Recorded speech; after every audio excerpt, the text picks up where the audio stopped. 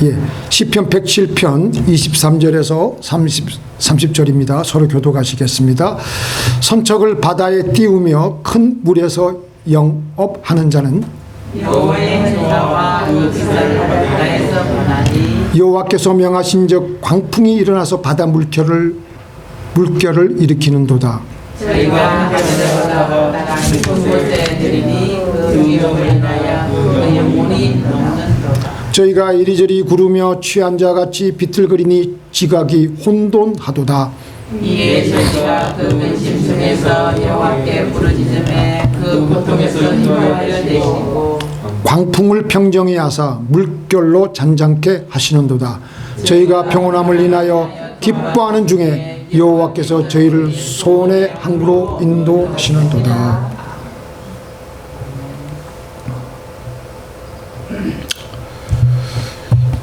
인생 항해길이라는 제목으로 은혜를 나누고자 합니다.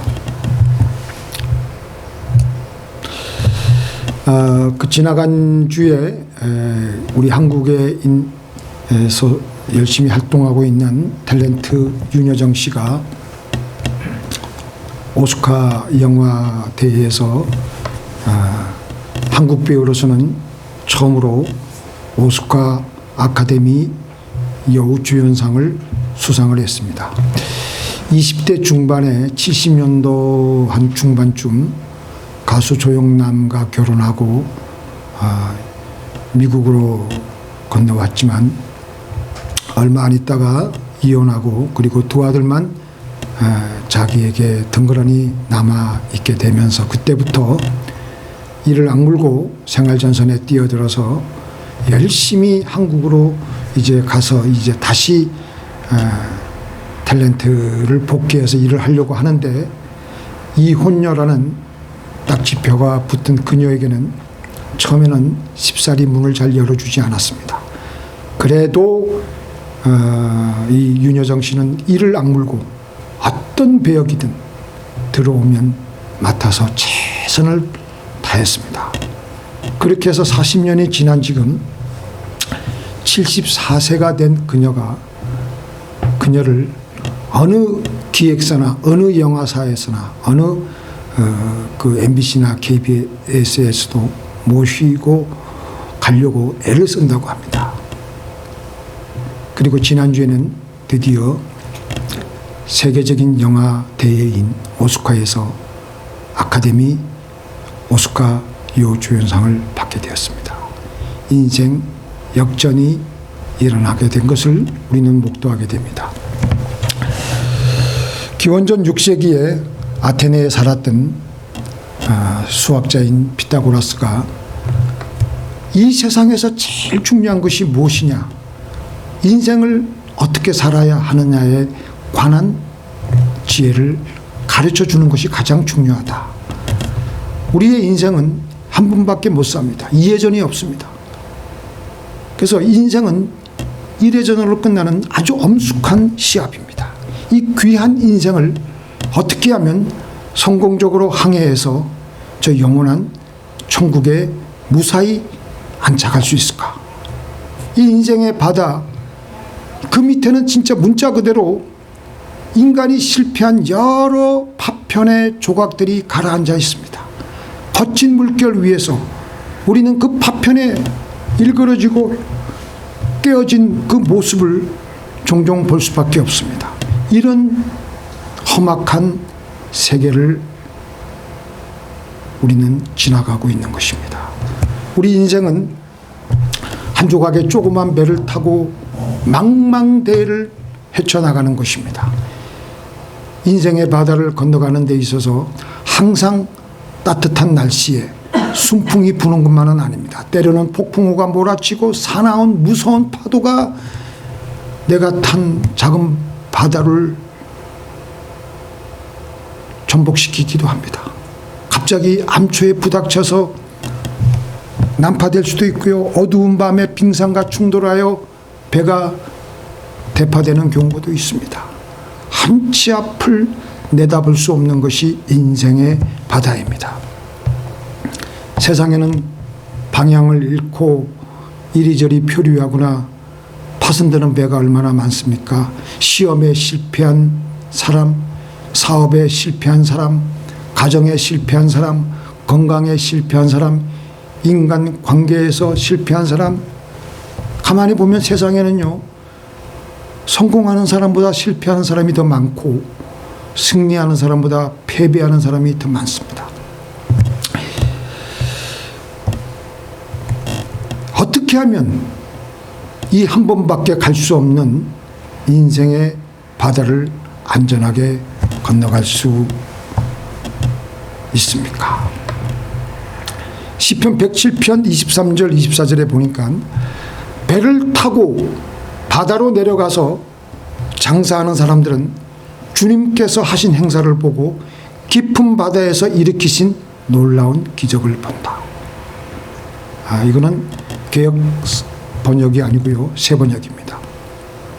장사하는 사람들이 파는 물건과 팔아야 될 대상과 영업계획에 몰두할 수밖에 없습니다.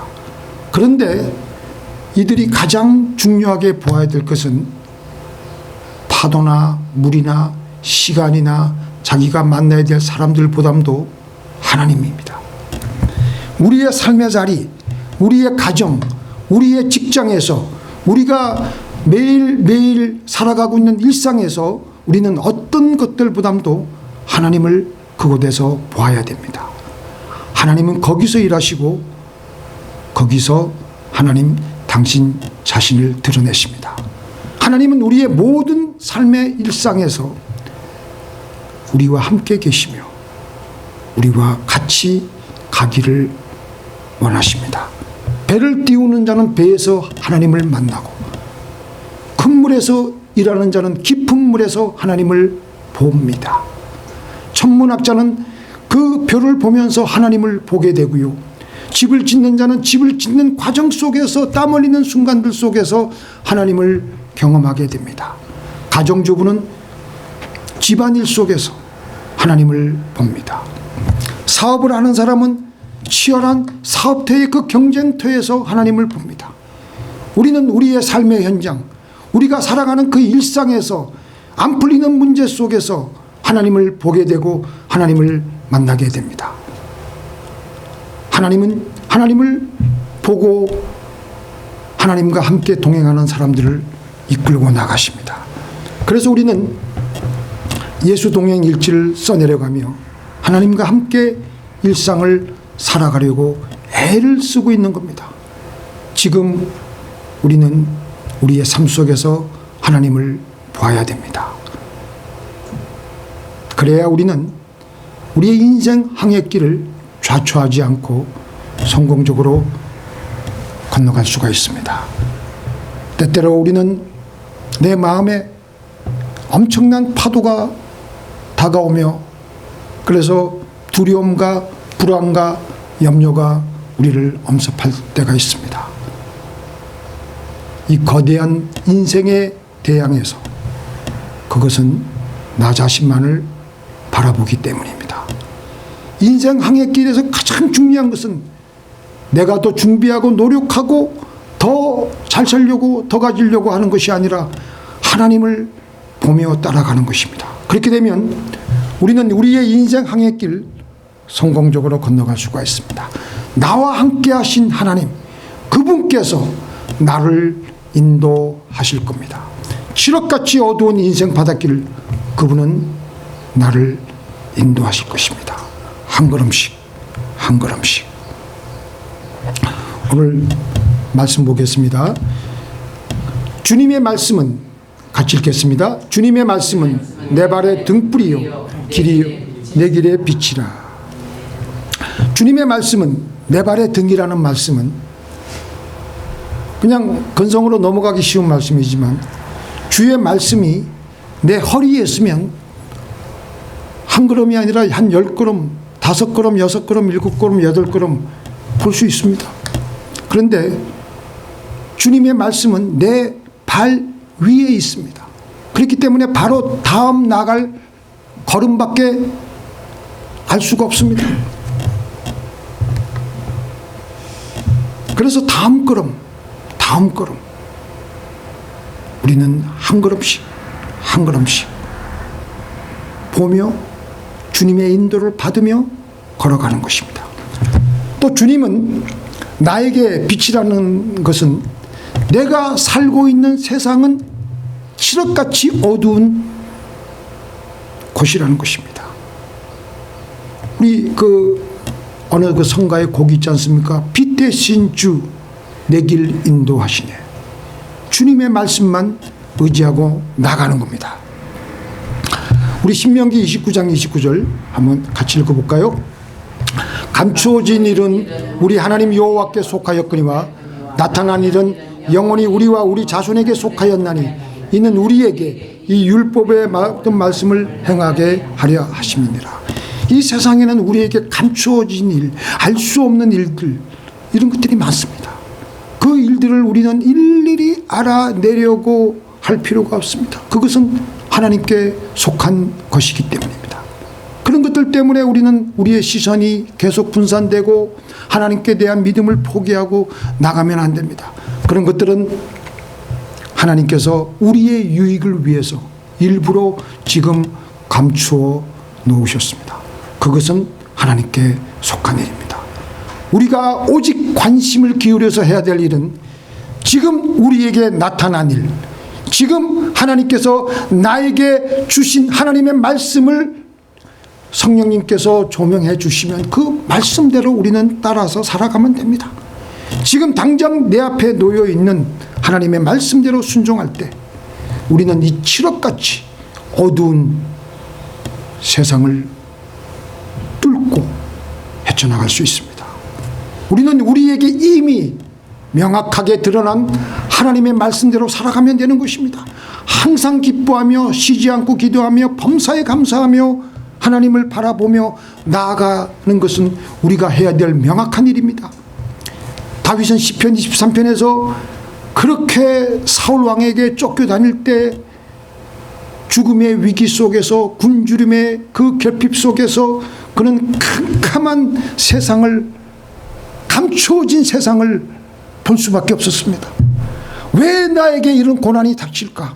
언제 이 고난이 끝나나? 그 당시 다윗에게는 그것은 감추어진 일입니다. 그래서 다윗은 하나님께 감추어 놓으신 그 일에 주목하지 않고 나타난 일, 하나님의 말씀에 주목했습니다. 그리고 순종했습니다. 순종하니까 어떤 영혼의 깊은 고백을 할 수 있게 되느냐? 여호와는 나의 목자시니 내가 부족함이 없다. 다른 여러 가지 안 좋은 생각들이 많이 들겠지만 그런 것들을 일일이 알아내려고 하지 않고 다윗은 그에게 지금 비추어진, 그에게 나타난 하나님의 뜻만 가지고 믿음으로 순종했던 것입니다. 폭풍우 속에서, 아무것도 안 보이는 어둠 속에서 다른 여러 가지 생각들이 우리에게 들어올 수가 있습니다. 감추어진 일 하나님께 다 맡기시고 나타난 일 하나님의 말씀대로 살아가십시다. 시편 107편 25절에서 26절, 하나님께서 명령해, 이것도 제가 세 번역으로 옮겨놓은 것 같습니다. 큰 바람을 일으키시며 큰 물결이 일어난다. 그 물결이 하늘까지 올라갔다가 깊은 곳에 내려가기도 할 때 그들의 영혼이 걱정으로 녹아 없어진다. 마치 우리 개개인이 예수 동행일지를 써내려간 것 같아요. 그 물결이 하늘까지 올라갔다가 깊은 곳에 내려가기도 할 때 그들의 영혼이 걱정으로 녹아 없어진다. 인생은 이렇게 언제나 파도와 큰 바람이 우리의 인생을, 우리의 영혼을 뒤흔들 때가 있습니다. 강풍이 불고 파도가 높이 솟아서 우리가 그 높은 곳에 올라갔다가 갑자기 순식간에 떨어진다고 생각해 보십시오. 얼마나 아찔합니까? 27절에 보니까 저희가 이리저리 구르며 취한 자같이 비틀거리니 지각이 혼돈하도다. 정신이 아예 없습니다. 새벽에 이렇게 나이 드신 우리 연만하신 우리 어르신들이 많으신데 저도 새벽에 이렇게 이제 종종 잠이 깨서 일어나게 되면요 갑자기 마귀가 역사할 때가 있어요. 예전에는 그 마귀 역사인 줄 몰랐는데 가슴이 미어 트지고 지금까지 살아온 게 아무것도 아니라는 마귀의 참소가 있고요. 가슴이 심장이 두근두근 거리고 꼭 죽을 것 같은 그때 그래도 눈 질끈 감고 예수 이름으로 마귀야 떠나가라 그렇게 하면 그 순간적으로 한 서너 번 하면요 그게 우리의 영혼이 다른 새로운 장면을 맞이하게 되는 것을 경험하게 됩니다. 정말 영혼이 녹아버릴 정도로 우리는 극도의 공포를 느끼게 될 때가 있습니다. 이제 끝이구나. 나는 이제 끝났다. 완전히 절망하며 모든 희망을 포기하게 될 때 누가 나를 도울 수 있으며 무슨 희망이 있겠습니까? 왜 하나님은 풍랑을 만나게 하실까? 왜 하나님은 풍랑을 일으키실까? 사람이 풍랑을 만나면 우리의 심령이 깨집니다. 높은 마음이 깨집니다. 나는 아무것도 아니구나. 내 일생 나는 아무것도 아니구나. 그때서야 비로소 진정한 내 자신을 우리는 대면하게 되고 알게 되는 것입니다. 그 마음을 깨뜨리기 위해서 하나님은 우리에게 때때로는 강풍을 일으키시고 고난을 허락하십니다. 어떤 목사님이 외동딸이 있었습니다. 딸이 대학을 졸업할 때쯤 되어서 어떤 청년하고 결혼을 하겠다고 하는데 그 청년이 예수를 안 믿어요. 그래서 목사 딸인데 말리고 설득하고 해도 막무가내예요. 그래가지고 결국 결혼을 강행했는데 결혼하고 나서도 아버지와 어머니가 이 딸에게 여러 잔소리를 하고 교회를 잘 나가야 된다 뭐 그러니까 이번에는 아예 그 잔소리 한다고 책망 듣기 싫다고 해가지고 짐을 싸가지고 아버지 어머니가 산 데서 멀리 다른 지방으로 이사를 가버렸어요. 아버지가 기가 막혀서 저걸 어떻게 하면 좋을까? 그러다가 그 딸이 어느덧 애를 낳았어요. 그때도 교회를 다니지 않았죠. 근데 이제 아버지가 딸이 계속 저렇게 하나님을 안 믿고 저렇게 불신앙으로 나가니까 답답해가지고 그 금방 딸이 이사간 곳을 수소문해서 알아보니까 딸이 살고 있는 그 건너편에 교회가 있는데 그 교회 목사가 마침 자기 신학교 동기 동창인 거예요. 그래서 그 목사에게 전화를 해가지고 여보게 내가 지금 참 문제가 좀 있네. 우리 딸이 지금 교회를 안 가고 있는데 당신 그 자네 교회 바로 앞에 이사를 왔는데 우리 딸에게 신방을 가고 해서 어떻게 해서든지 교회를 좀 다시 나와서 예수님을 잘 믿도록 좀 도와주게. 그래서 그 아버지 친구 목사님은 그 친구의 딸이고 자기 동기동창 딸이니까 또 신방을 가서 권면을 하고 네가 그래서 되겠느냐, 교회를 나가야 되지 않겠느냐, 그렇게 권면을 했는데 마이동풍 막무가내였어요. 그렇게 10년이 흘러가고 이제 애를 낳아서 잘 살고 있다가 그 아이가 어느 날 갑자기 차 사고가 나가지고 죽었어요. 그때서야 이 딸이 교회를 찾아가서 자기 아버지 친구 되시는 목사님에게 하나님이 살아계시다면 어찌 이런 일이 있을 수가 있습니까? 어떻게 이럴 수가 있습니까?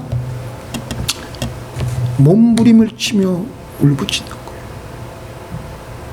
그래서 이 친구 되시는 자기 아버지 친구 되시는 목사님께서 그렇다. 네 말이 맞다.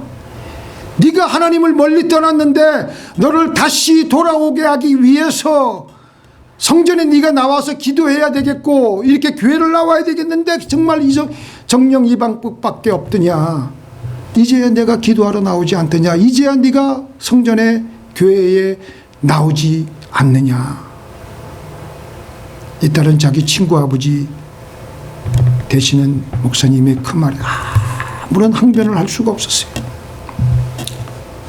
하나님께서는 깊은 바다에서 하늘로 솟구치게 하시고 때로는 옆으로 내동댕이를 치시면서 정신이 아득하게 하시고 혼미하게 하시고 바다의 공포와 두려움 속에 떨게 될 때가 있습니다. 하나님께로 돌아오게 하시려고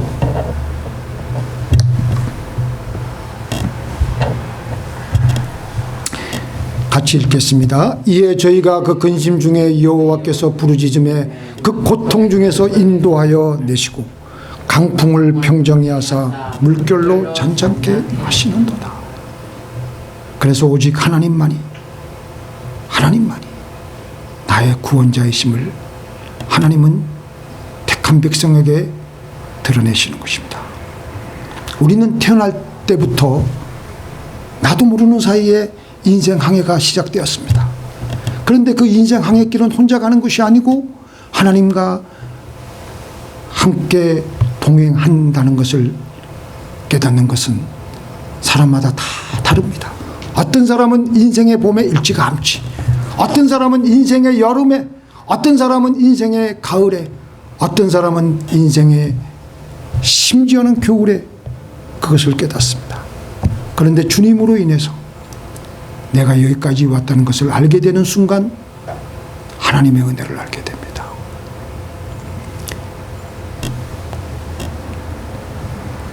내가 살아왔던 세월, 후회하고 갈등하고 헛살았다고 여기는 것이 아니라 그 은혜를 발견한 그 자리에서 실패까지도 하나님의 은혜의 자리로 인도하는 과정이었음을 그 자리에서 깨닫게 됩니다. 이렇게 주님과 동행하는 인생 항해가 시작되면서 나의 삶의 중심이 내 자아 중심에서 벗어나서 하루아침에 이루어지지 않지만 점점 하나님 중심으로, 이웃 중심으로 변하게 됩니다. 삶의 의미와 가치를 새롭게 완전히 삶의 패러다임이 점점 바뀌게 됩니다.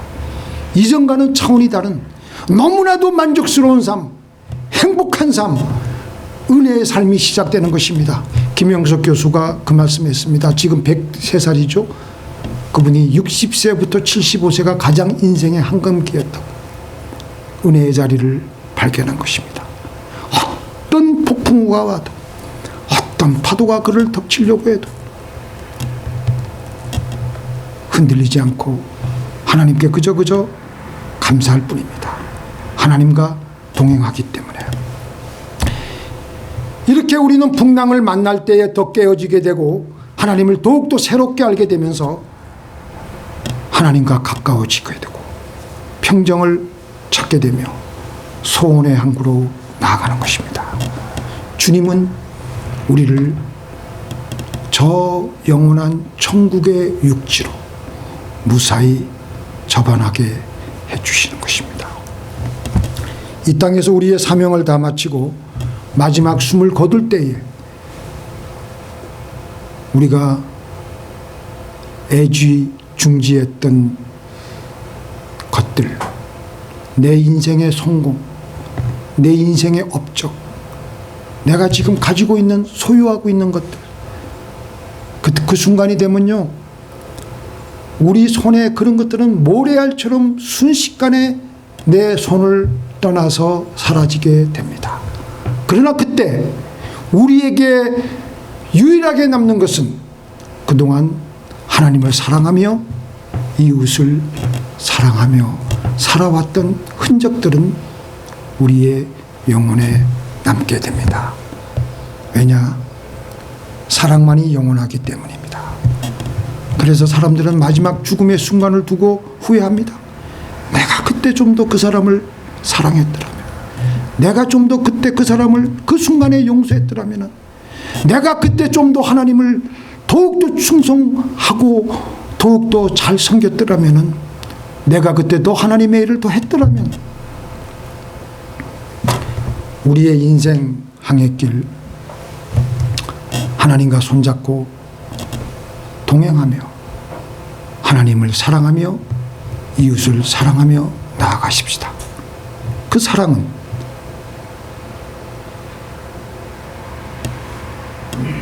지금도 우리에게 다가오고 있는 풍랑과 파도를 뚫고 나가게 할 뿐 아니라 오히려 그 풍랑으로 인해서 우리는 더욱더 흥미진진하게 인생 항해길을 나갈 수가 있습니다. 오늘 우리가 이 설교 후에 부를 찬송가 2절, 큰 물결 일어나 나 쉬지 못하나 이 풍랑으로 인하여 더 빨리 갑니다. 기도하시겠습니다. 하나님 아버지, 우리 인생 항해길, 사람들이 뭐라고 하든지 나의 주, 나의 왕이 되신 하나님께서 나를 어떻게 평가하실 것인가, 나를 어떻게 보고 계실 것인가, 그 하나님과 동행하며 하나님을 사랑하고 이웃을 사랑하며 살다가 저 천국의 그 육지에 도착하는 우리 모두가 되게 하여 주옵소서. 주여, 우리의 영혼을 붙들어 주시고 우리를 살려 주시옵소서. 예수님의 이름으로 기도를 드리옵나이다.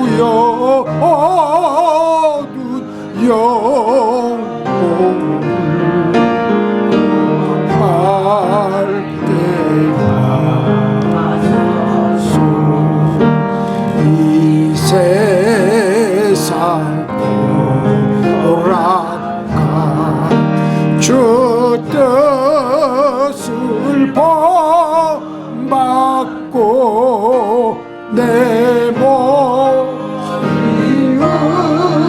의지 없을 때 큰 믿음 주소서. 아멘. 우리의 전능하신 하나님, 이 인생의 경랑 속에서 아버지 하나님 당신 손을 꼭 붙들고 동행하며 나가겠습니다. 주의 말씀만이 내 발의 등이요 내 길의 빛이옵니다. 칠흑같이 어두운 이 세상길을 주님께서 비추어 주시지 아니하시면 우리는 어떻게 이 인생길을 걸어갈 수 있겠습니까? 주여, 우리가 기도할 때마다 감추어져 왔던 것들이 밝혀지게 하여 주옵시고 주의 말씀을 우리에게 조명하여 주셔서 주의 뜻을 깨닫고 한 걸음씩 한 걸음씩 걸어가게 하여 주옵소서. 주여, 우리를 불쌍히 여겨 주시옵소서. 우리를 긍휼히 여겨 주셔서 주여, 우리가 저 천국에 잘 입성할 수 있도록 도와주실 줄 믿습니다. 오늘도 이 나그네 힘든 인생길을 살아갈 때 주님께서 우리를 도와주시고 물질로서 우리를 채워주신 그 물질의 일부를 하나님께 올려드립니다. 주여, 받으시고 축복하여 주시고 한 푼이라도 주님의 영혼을, 아직도 안 믿는 영혼들이 주님께로 돌아오는데 쓰임받는 귀한 예물이 되게 하여 주옵소서. 주여, 이 예물을 축복하여 주옵소서. 축사하여 주시옵소서. 예수님의 이름으로 기도를 드리옵나이다. 하늘에 계신 우리 아버지여, 이름이 거룩히 여김을 받으시오며 나라 임합시오며 뜻이 하늘에서 이룬 것 같이 땅에서도 이루어지이다. 오늘날 우리에게 일용할 양식을 주옵시고 우리가 우리에게 죄 지은 자를 사하여 준 것 같이 우리 죄를 사하여 주옵시고 우리를 시험에 들게 하지 마옵시고 다만 악에서 구하옵소서. 대개 나라와 권세와 영광이 아버지께 영원히 있사옵나이다. 아멘. 이제는 우리 주 예수 그리스도의 은혜와 우리 하나님 아버지의 놀라우신 사랑과 성령님의 감화 감동 교통하심이 이 경랑의 인생의 바다를 지나갈 때 주님의 손을 꼭 붙들고 주님과 동행하며 주의 말씀을 기억하며 살아가기로 결심하는 주의 사랑하는 성도들의 머리 위에 이제부터 영원토록 함께 있을지어다.